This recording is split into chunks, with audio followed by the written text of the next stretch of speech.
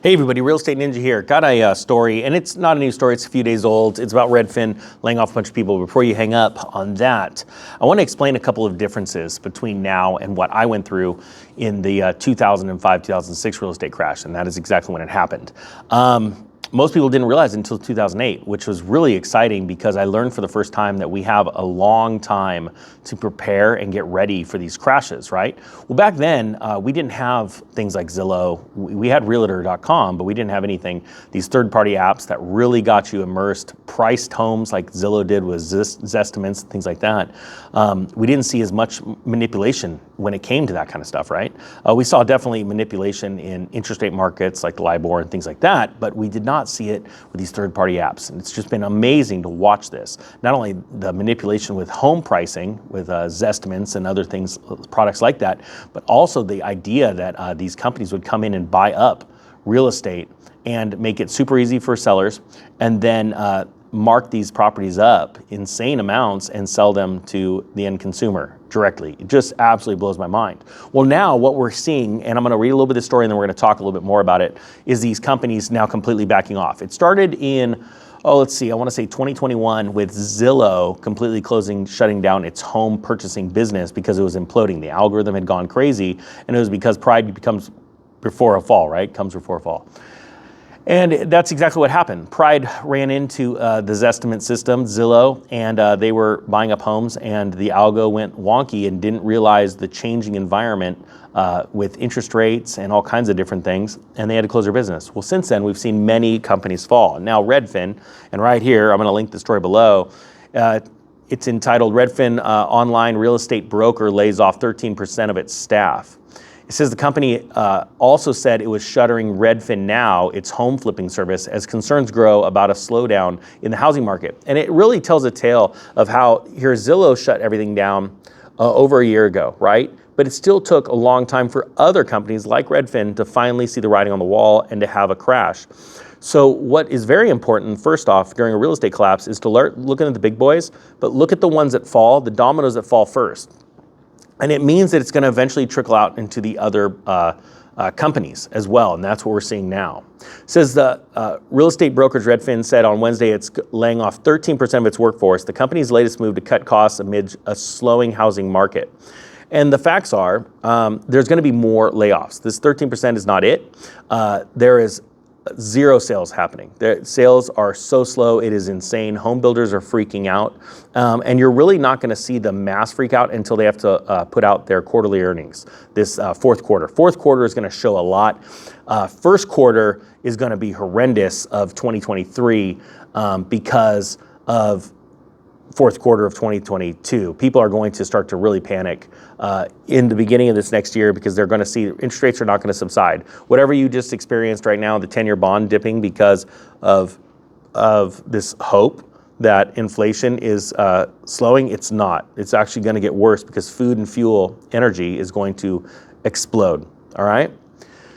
So it says the moves are Redfin's latest effort to cut back as concerns grow about the housing market. The average rate on a 30-year fixed rate mortgage rose above 7% last month. And I want to remind you, a little side note, that is if you have excellent credit, and really the costs of points for closing a loan are increasing, and it's just becoming very difficult for the average man and woman to buy a house today.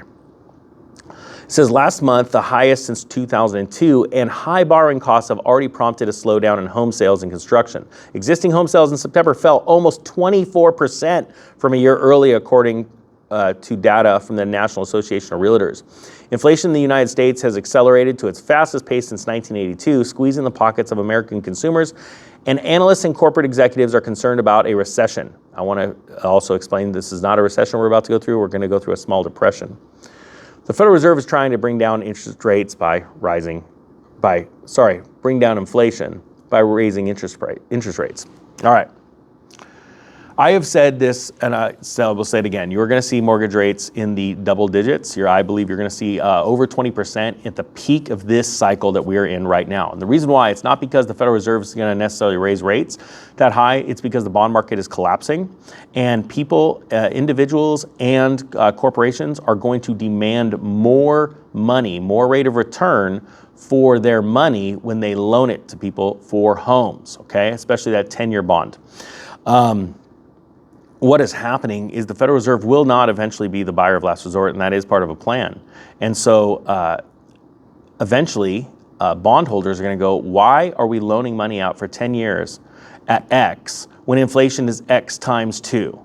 So it's very, very simple. It just takes a long time for those investors to figure it out, because right now the Federal Reserve is backstopping. They are keeping that price down as low as they can, but they are losing control right now. And as they say that we haven't seen inflation like this since 1982, I want you to understand that we're going backwards in time, where you would see these news stories say, we haven't seen inflation this bad since 1985, now 1984, now 1983, now we're at 1982. And what's happening is inflation peaked I want to say between 1980 and 1981.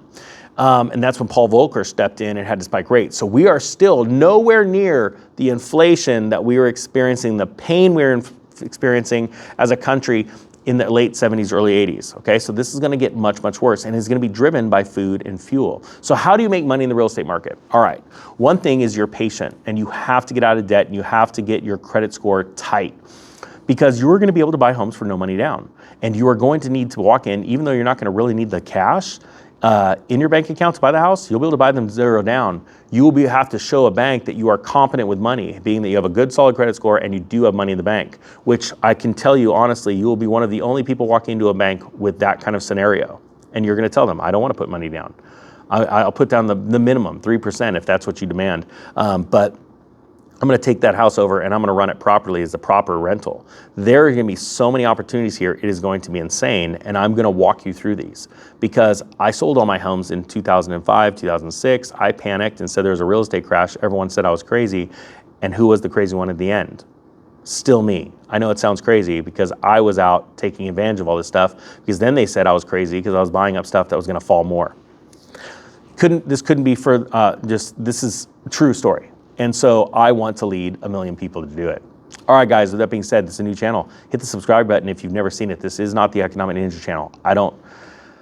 That guy just can't even be serious for 1 second. All right, with that being said, the Real Estate Ninja is out.